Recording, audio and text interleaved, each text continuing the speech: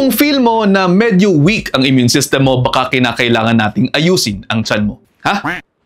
Bakit? Alam niyo sa nutrition school, sinasabi talagang everything begins and ends with the gut. Ito ay dahil ang tiyan ang bumabahay sa kalakhan ng ating immune system. Kaya kapag kaayos ang balanse ng gut, nakakasuporta ito sa mixture ng good and bad bacteria, pwedeng makatulong na lumakas ang immunity ng tao. Kinakailangan din ng tamang pagkain ng good bacteria at dyan pumapasok ang prebiotics tulad ng arabinogalactan. Kumbaga, isipin ninyo pagkain yan ng good bacteria para makapag-promote ng better health overall at nakatutulong din sa ating laban sa mga common infections tulad ng sipon. Hindi natin sinasabing gamot ito sa sipon pero nakaka-power up ng inyong immune system. Sana klaro po yun. At syempre, kinakailangan pa rin natin ng tamang diet and exercise. Prevention is better than cure, sabi nga nila, kaya again, kailangan ng tulong ng dieting and exercise. Magpakonsulta sa isang registered nutritionist dietitian.